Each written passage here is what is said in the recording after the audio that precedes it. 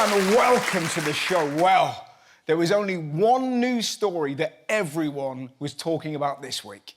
Peter Crouch hides in his office to eat frazzles so he doesn't have to share them with his kids. What a monster! I'm joking, we all know the big story. The virus that's ruined millions of lives got COVID.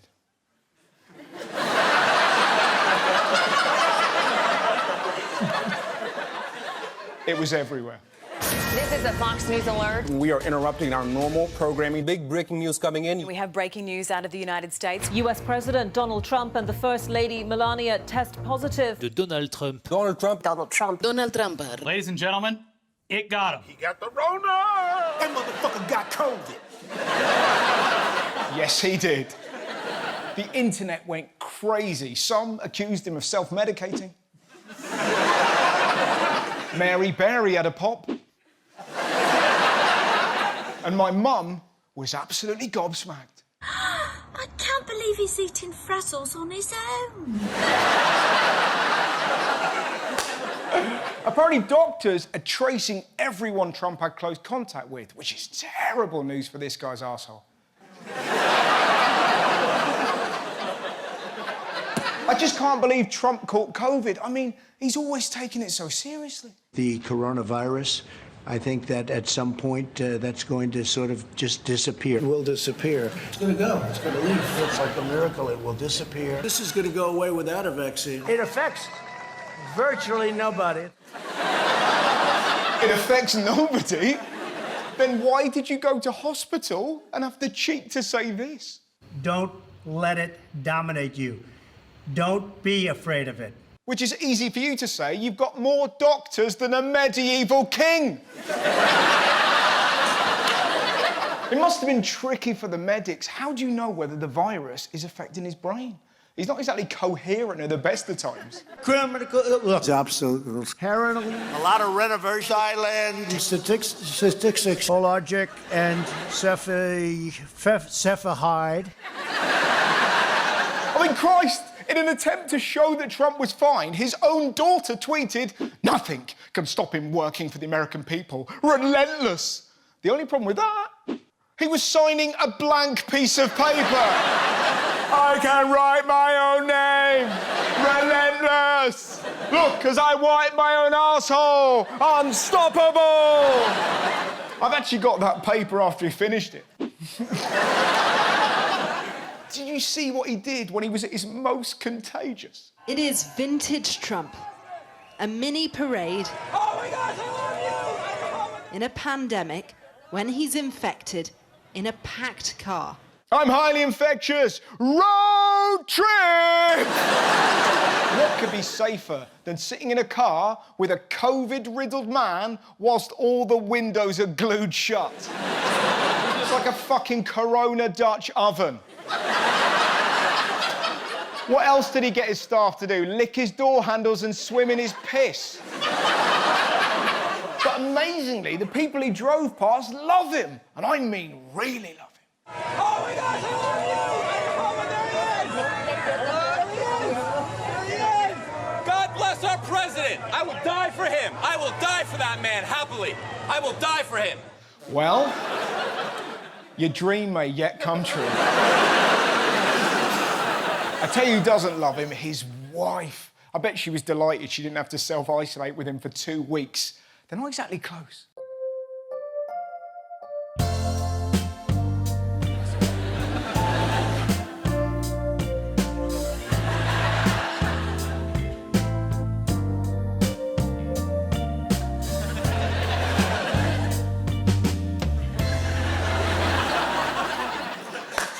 Their marriage is as real as Pinocchio's dick. If she'd have spent 2 weeks with him, he wouldn't have died of COVID. She'd have fucking pillowed him to death. It would have been like the worst series of Big Brother ever. Dear 22, and Donald's written fake news in his own shit. Melania wants to scream but can't move her face because of all the Botox. So, did Trump stay in hospital? Nah. He left after 3 days and made a heroic action movie about going home. I haven't done anything to this. This is actually what Trump made.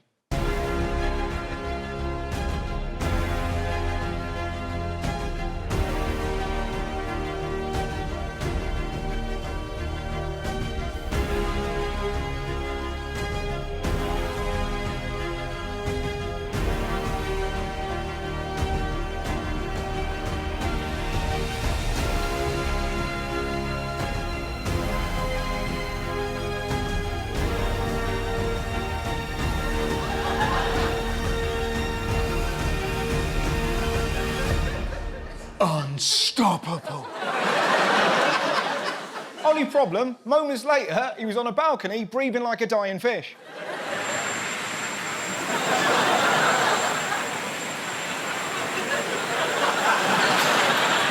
I'm back. I'm doing so well. They're gonna use my blood as a cure. Relentless! The big question. Everyone wanted to know, if he does die, what would happen? Well, the Vice President, Mike Pence, will take over. So, what do people think of him? He has all the charisma of a plank of wood. Not only is he boring, he's fucking weird. He doesn't believe in dinosaurs, he doesn't believe in global warming, and most disturbingly, Mike Pence calls his wife Karen mother. Let's hope they never release a sex tape. Exactly. Oh, mother. Lick my balls, mother. It's so weird. It's so weird. Hi, my name's Mike. This is my wife, Mother. These are my 3 children, Uncle, Auntie, and Granda. It gets stranger. Pence does not attend events with alcohol without his wife. What? His staff must be baffled.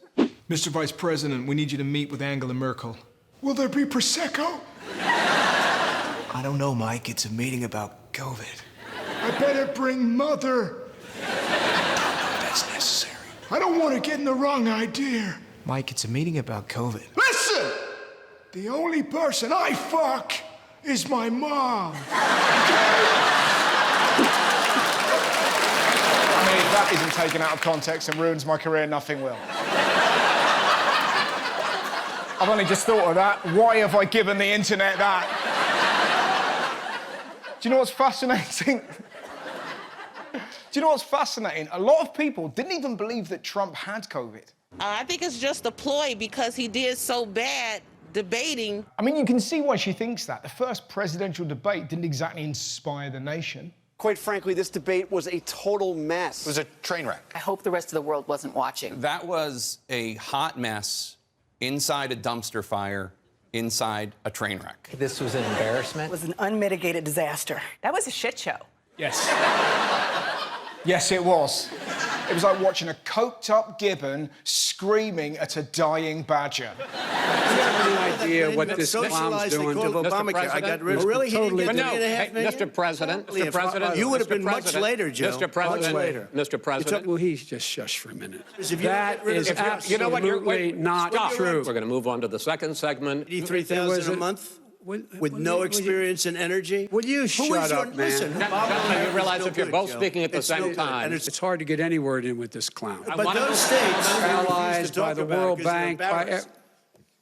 I think that the country would be better served if we allowed both people to speak with fewer interruptions. I'm appealing to you, sir, to do that. Well, and him too. Yeah, him too. God, it was brutal. It was like a cross between Jeremy Kyle and Cocoon.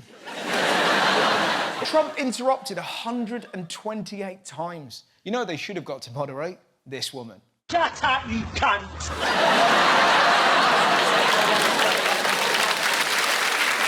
Because when Biden could get a word in, he actually said something quite profound. Under this president, we become weaker, sicker, poorer, more divided, and more violent. Damn right. I mean, Christ, Trump promoted white supremacy. He was asked to denounce the far-right extremist group, the Proud Boys, but even with an audience of tens of millions, he couldn't bring himself to do it. Proud Boys, stand back and stand by. He promoted these knuckleheads. They call themselves the Proud Boys, a far-right, male-only group. Known for anti-Muslim and misogynistic rhetoric, and for inciting street violence. They're a fucking joke. Not only do they hate foreigners, the Proud Boys are connected through their mass rejection of masturbation. There's more. To join, you must get the crap beaten out of you by at least 5 guys until you can name 5 breakfast cereals. Here's an idea. Have a wank! Then you'd realise there's more to life than being racist and beating the shreddies out of someone. Come on, Proud Boys. Don't be a thug. Have the tug. Trump's obscene. Blow your beans. Forget shredded wheat. Beat your meat. One more. Don't build a wall, train your balls. And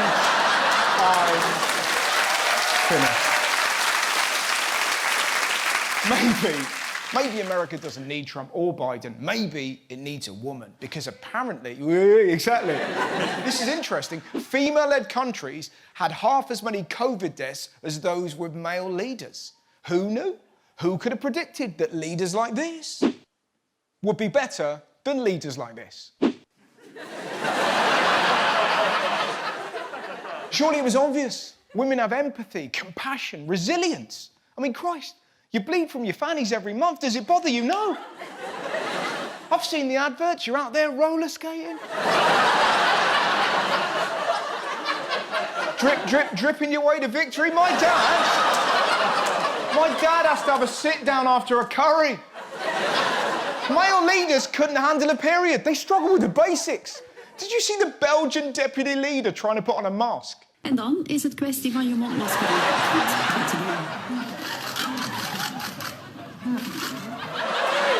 So why do women do better? Well, in academic studies, females, even those in leadership roles, appear to be more averse to risk than men. I mean, it's obvious, isn't it? It makes sense. Can you imagine a woman doing this?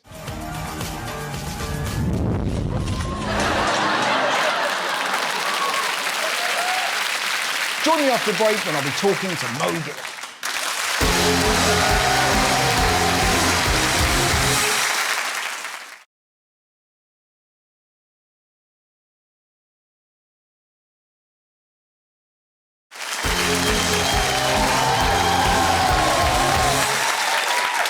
Welcome back to the show. Now it's time for life lessons. This week, I posed the question, if you could talk to animals, what would you say?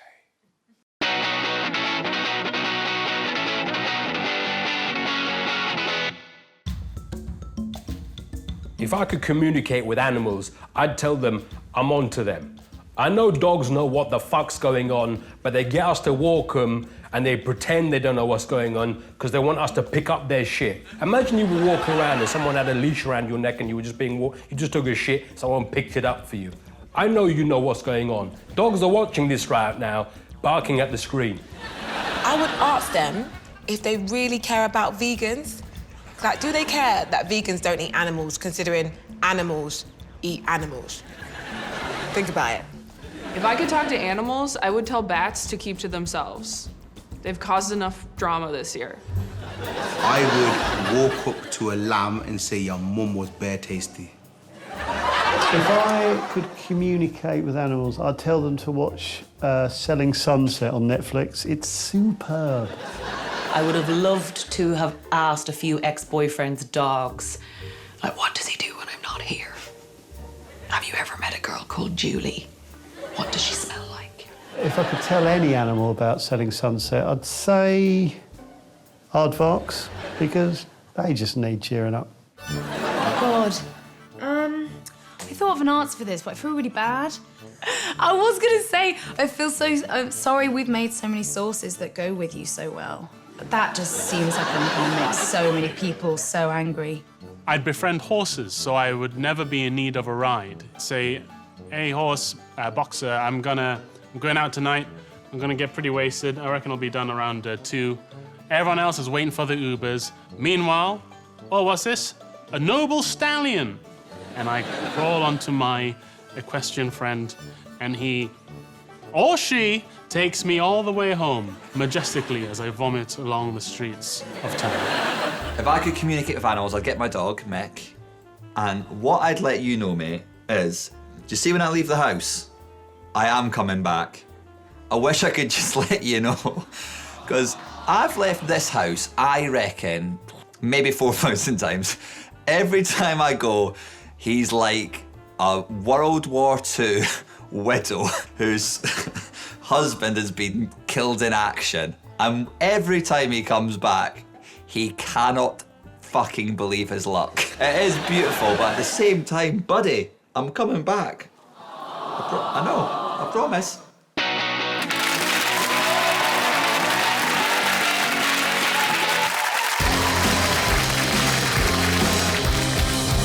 My guest this week is a comedian who went from social media phenomenon to household name in just 2 years. Mo Gilligan is a stand-up comedian who, after several years of uploading comedy clips to social media... I have chicken and chips. Put the plunge in your face. I don't even care, you know. ...found national success in 2017 when he co-hosted The Big Nasty Show and presented The Latest Show, for which he won Best Entertainment Performance at the BAFTAs. Oh, he's throwing a diversity quota. Your mum. How about that? Since then, he's received international acclaim for his Netflix special Momentum, and now he brings us the new documentary, Black, British and Funny. Please welcome Mo Gilligan!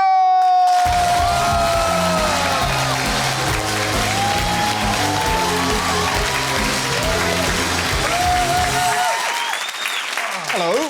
What's up, man? Thanks for coming on the show. Oh, thanks for having me, man. This is so fun. I get so shy, you know, when people bring me out on shows. I don't know what to do. I was like, woo, hi, hello. You get shy? I get shy. I still get shy. Because... But that is not the jumper of a shy man. I know. That's a terrifying looking dog. Like, sorry, I'm a bit shy. This guy, not so shy. For a split second, I was like, what's on my... Oh, shit, this is on my jumper. What's lovely is the way that was ruffled up then. When you were laughing, the belly was just kind of going like that, so it looked like the dog was giggling. The last time we saw each other... Yes. We were in a field doing goat yoga. I remember this. Do you remember that? I do remember it. Wasn't that a weird day? That was a really weird day. It was... Look, that's us. I remember when we was doing it, I was quite scared because you see goats' teeth, they look like human teeth. Yes. So I was quite scared of like them biting my head or ears or something like that. They were all over you. Yeah. It wasn't relaxing because we were trying to get into these poses and then you would sort of like lie down and the goat would be like, I'm fucking that. And they kept sniffing you, rubbing you. Yeah. Nothing for me. Yeah. I felt so uneasy because like... It's not every day a goat tries to fuck you in a field on telly. It's like, how are you meant to react? I'm like, this isn't normal. No. Like, I live in Peckham, people don't do this stuff. You know what I mean? Did you find lockdown tough as a comedian? Do you know what? I think for myself, I had a lot of like time to just do stuff I wouldn't normally do. Like I got to like sort out wardrobes and stuff like that. What, really? Yeah, like I had, because sometimes I'm so busy where, because I'm like, especially for me, I'm into my trainers. Like I've got a big trainer collection. So that for me was like so therapeutic of like sorting them all out, cleaning them, putting them in boxes, gave loads away as well. So yeah, for me, it was like, that's how I kind of felt my kind of sanity. I read somewhere as well that you got into baking. Yeah. Which blew my mind. Yeah. What I loved about you, because you were on the Great British Baker. Yeah. For me, it was between you and me as to who was the worst. Yeah. Because we've actually got your cake here, and that is... I mean, let's not muck around, though. That looks like a tampon. It looks peanut and jelly trainer cake. It sounds delicious, but... Wait. Did you say it looked like a tampon? It does look like a tampon. Look at that. Look, that's been ripped out quickly.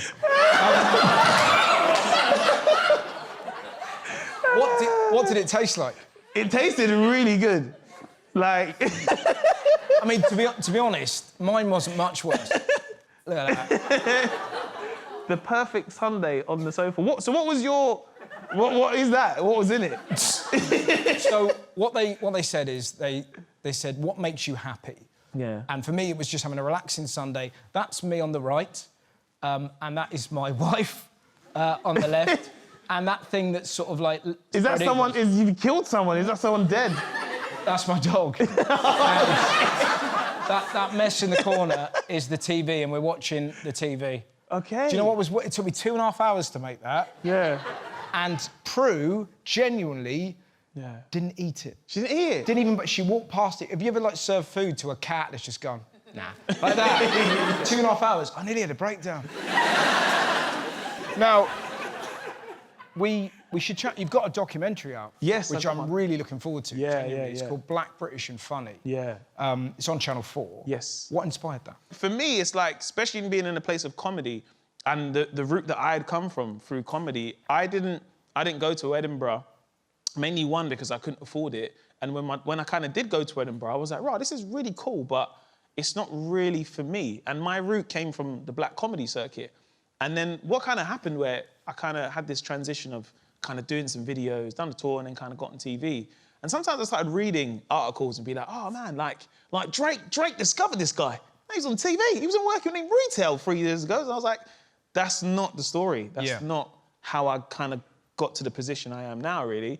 And especially because there were so many people that had come before me and kind of paved the way, it was really important to shine a light on this amazing circuit that, you know, like, sells out the Hackney Empire, like, 3 weekends in a row. Do you know what I mean? Like, I think for me, it's like, I've been really, like, fortunate to kind of be able to, you know, like, doing, like, all comics would always say, cool, I want to kind of have a special. I want to do a special. Then, you know, you get to a chance where you're like, cool, I'm fronting my own TV show. But I was like, I kind of want something to last and has some legacy and has some kind of depth to it. Yeah. And that's kind of why I kind of shifted my attention to that. That's why I really, really, really want to do this documentary. Yeah. And just to kind of celebrate some of these comics, because for me, they're my icons. They're the people that I've first seen going to a comedy club. And who are these people? Who are these? Oh, so you got Slim, Angie Lamar, Richard Blackwood, Eddie Caddy, Kane Brown, even like for like people that I kind of was in the circuit with, Travis J, so many, Axel Blake. But now what's really cool is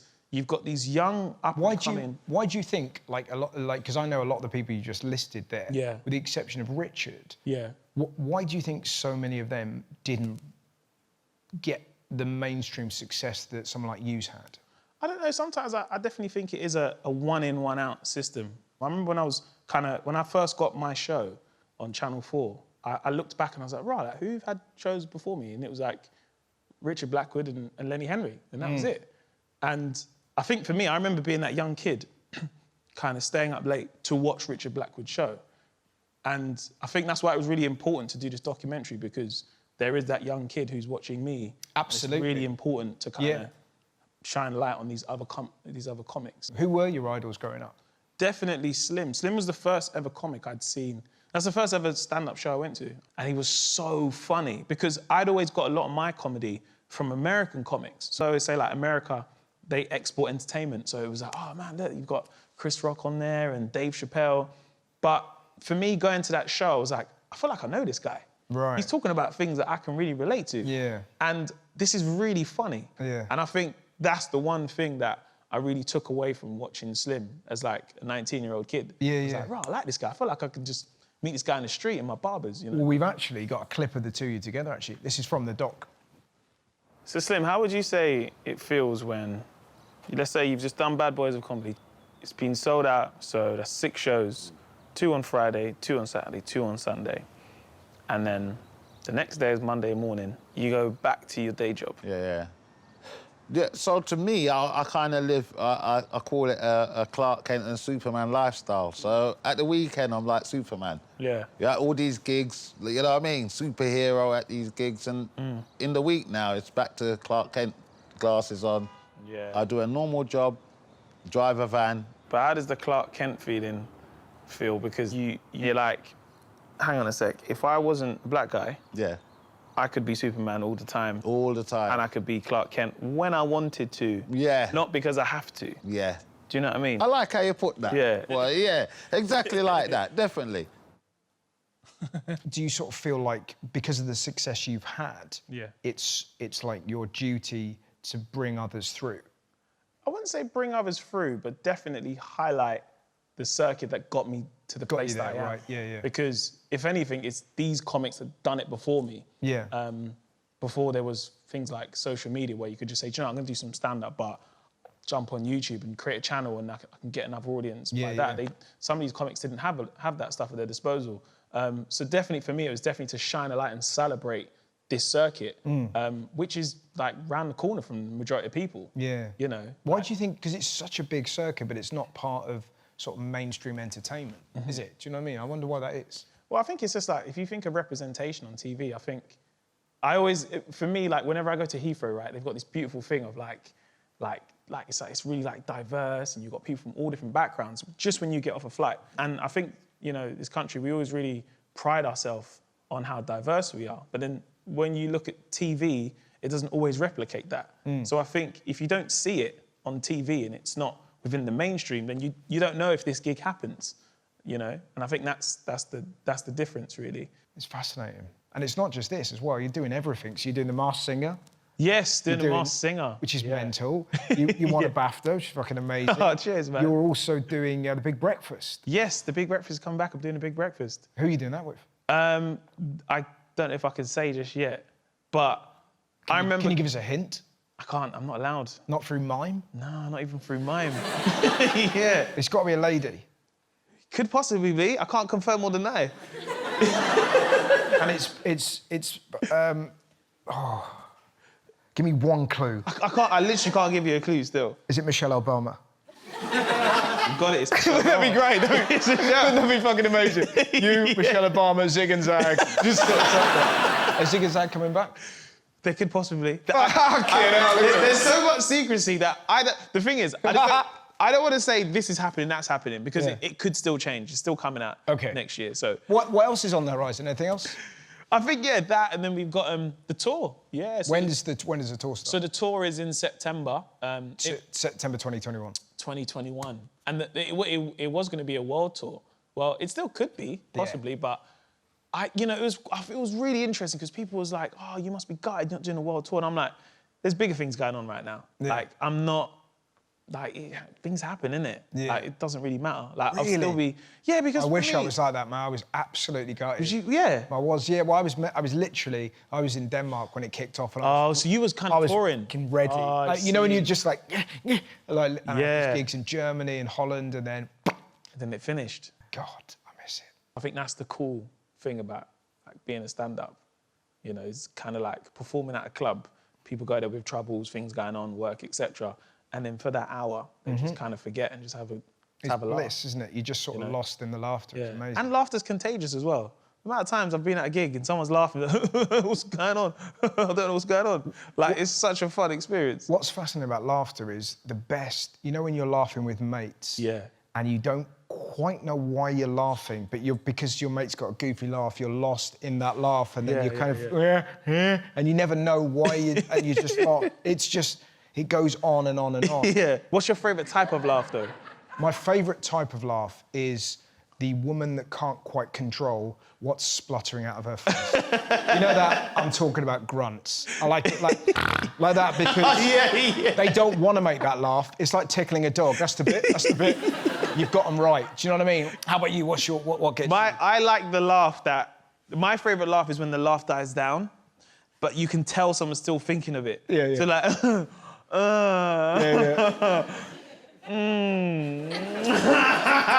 That is I think that's the best laugh. That's my favourite laugh. And they do that lovely thing of just mentioning the end of the joke.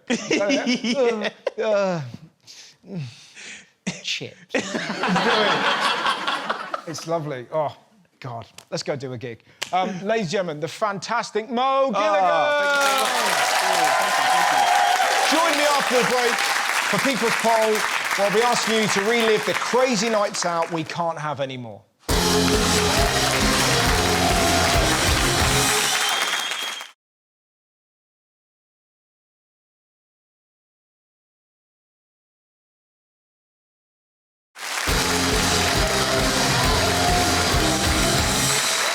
The People's Poll. Seeing as millions of us have been put back into lockdown and can't go out with our mates, I thought it'd be a good time to talk to you about your most memorable nights out. I asked you for stories, loads of you got in touch, and here are a few of them tonight. Hello!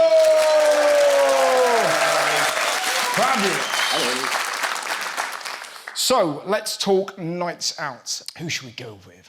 Leanne, Tell me about your night Hi. out. Hey, Leanne. Well, coming back from a night out, me and a friend thought we'd found a record-breaking slug. It was absolutely gigantic. Right, can I just stop you there, Leanne? Sure. Had you been taking recreational drugs on that night out? It was purely liquid that evening. We were absolutely hammered. So you were lovely and drunk, and you thought, not only is that a big slug, it's a record-breaking slug. Were you in your head thinking, we're going to meet Chris Akabusi here? Were you imagining yourself... We're going to be famous. Yeah. We both went over to it and we're eyeing it up, standing back, thinking this is like something from prehistoric times. Yeah. And then we both looked at each other and said, it's dog poo.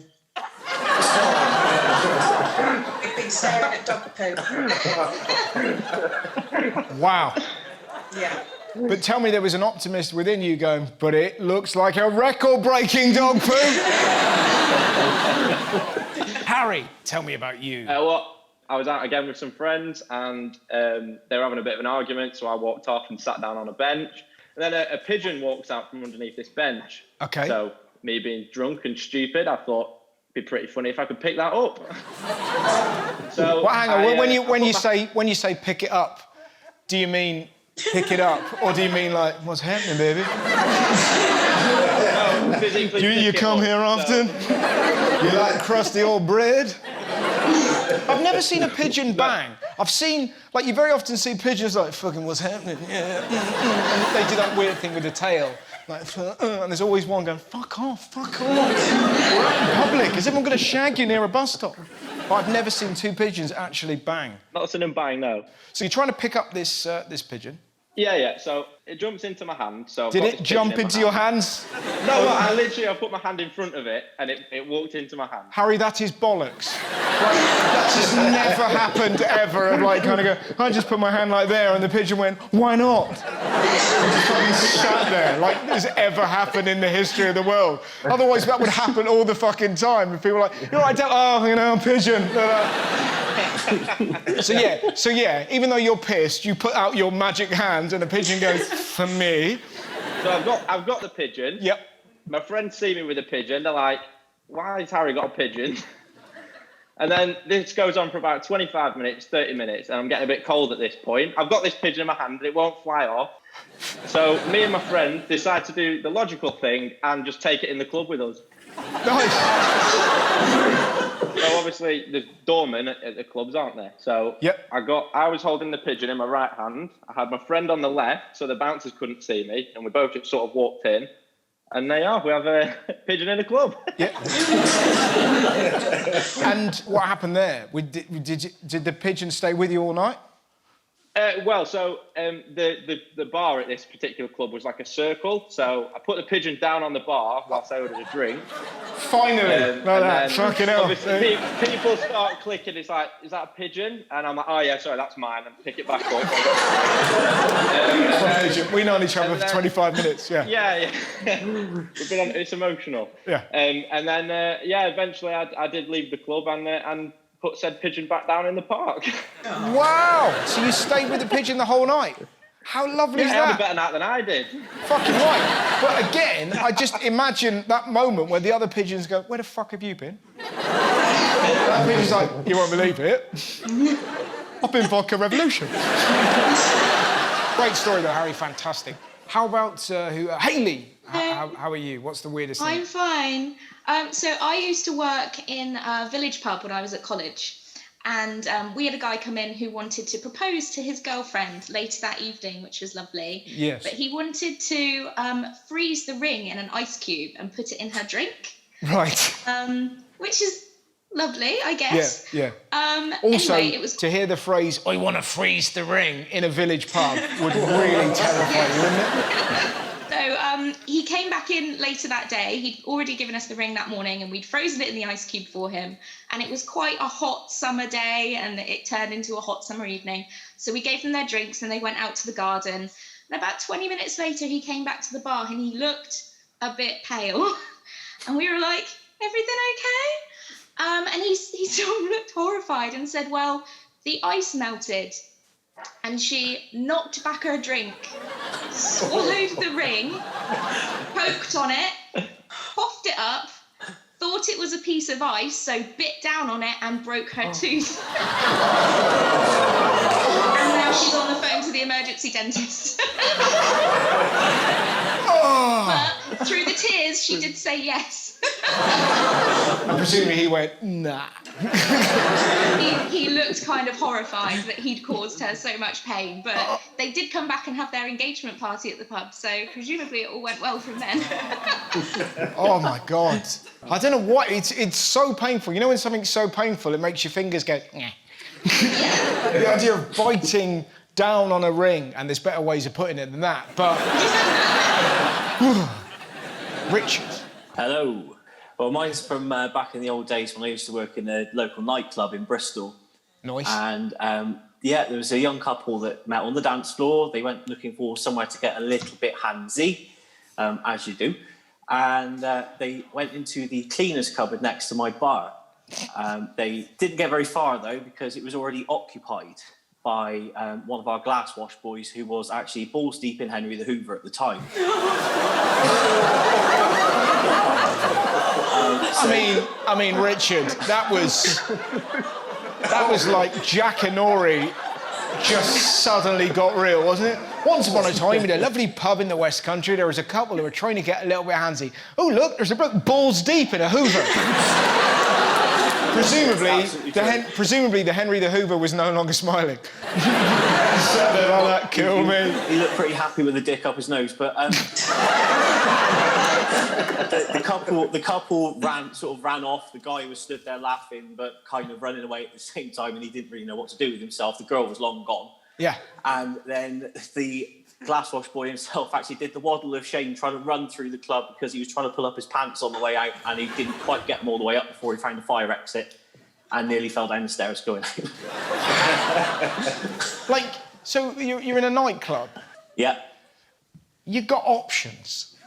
Yeah. Surely in a nightclub, you work there, you know, you clean up, hey, yeah, you know, I work here, yeah, Well, Jeff's my name, yeah, maybe we'll meet after my shift, yeah. Hang on a minute, just gonna go back and fuck a Hoover.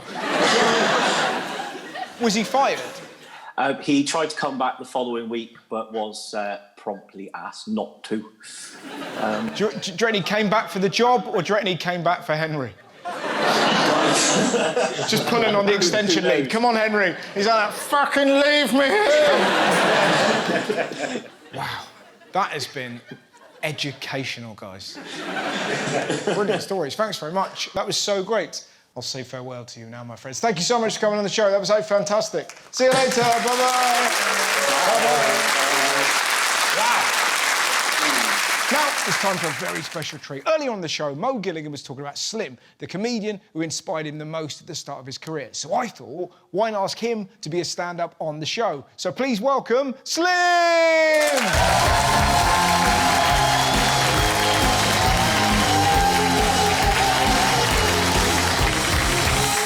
Wow, how you doing, people? Make some noise. Excellent, excellent. Now, please, let me ask, where's all the workers? All the workers make some noise. Okay, that sounds good. All those that work with the public make some noise. It never sounds the same. It never sounds the same. I like working with the public now. I like working with you guys. I work 3 nights a week, 20 minutes a fucking night. Let's have it. But I used to be a bus driver for 15 long years in London. Oh, you feel my pain? Thank you very much. I feel appreciated. Because most people don't appreciate bus drivers. Usually when you mention you as a bus driver, you get insulted the same way. You say to someone, I'm a bus driver, they say, you lot, you're all fucking wankers. You see us running for the bus and you fucking drive off. You always get the same insult. So I never tell people I'm a bus driver. But I love it. You know, back in the day, it was awful. And I'm talking back in the day bus driving. Not talking nowadays bus driver. Nowadays bus driver's got no stress. You lot don't even have to talk to him. You lot got this Oyster card royalty shit going on. Just step on the bus and just pips and you're gone. No good morning, nothing. I'm talking back in the day of the good old money, the change. You remember that? When you had to have money. the money fare. And you had people getting on my bus and just throwing the money, staring at me like I'm fucking psychic. I thought, do you do that in McDonald's, mate? Just throw your money and look. You know what I mean? What fare do you want, you bastard? You had a lot of rude people, though. You had a lot of rude people getting on the bus. They get on and used to throw the money so hard, it would drop in my cab, which I thought was quite rude, that you would get on and throw the money so hard at me. So what I'd do, I'd get that money and I'd slide it back, I would. And it'd go ping, ping, ping, and drop off the bus. And they always got off the bus to pick it up. As soon as they got off the bus, see you later, you pussy. You got to be like that. You got to be firm. You do. Look, as I said, bus drivers, I've realised, are not appreciated like other people in a similar job. I'll give you an instance. Airline pilots. It's the same, similar job, just different vehicles. Their job is to transport people from one destination to another. Bus drivers from one destination to... Same job, different vehicles. But I've seen people at the airports being all, ooh, look, there's the pilot. You lot get excited when you see the pilot and the crew. I see it, everybody gets fucking excited. I don't, I look at them jealous, look at the bastards. Plane takes off, it lands, everybody gives them a round of applause. I've never understood this shit. Why did you give them a round of applause? Because they landed the plane. They landed the plane. A bunch of them. For those that don't know, a long-haul flight usually has a pilot and 2 co-pilots and a computer. That's 4 fucking things, yeah? That help them take off and land. Big round of applause. Me, a bus driver for 15 years... that if I let go of the steering wheel, everybody dies.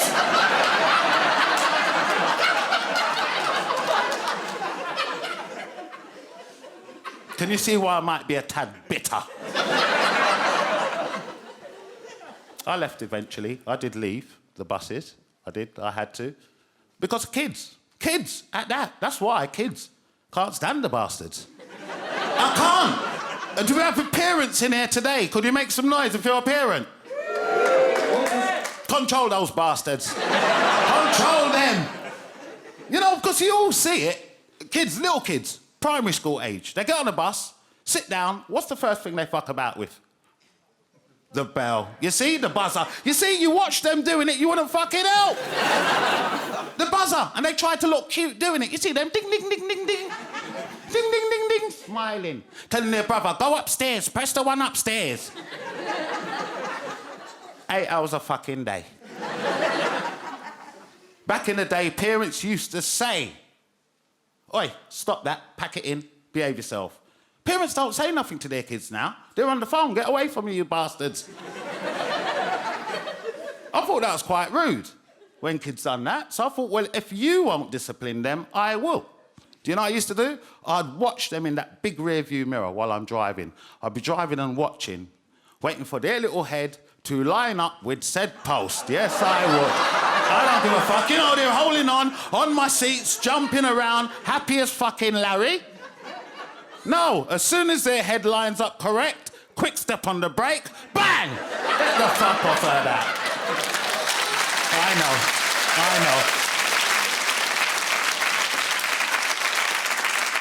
Bloody ding, ding, ding, ding. How about some lumps, you little fucker?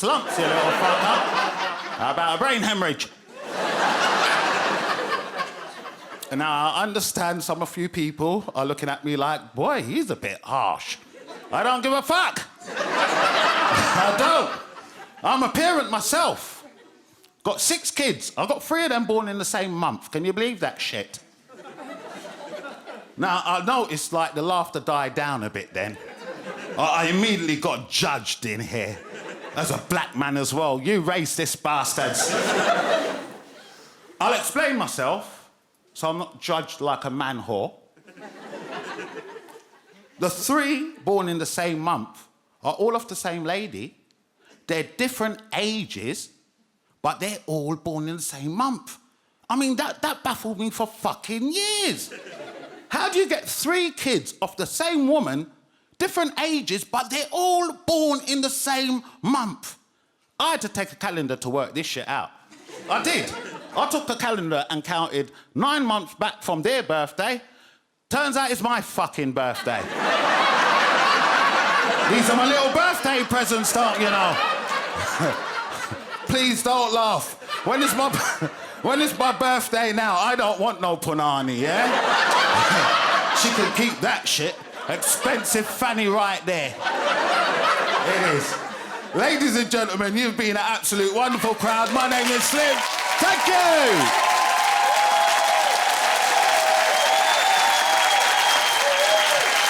Ladies and gentlemen, the wonderful Slim! Thanks so much for watching the show. Good night, my friends. Good night!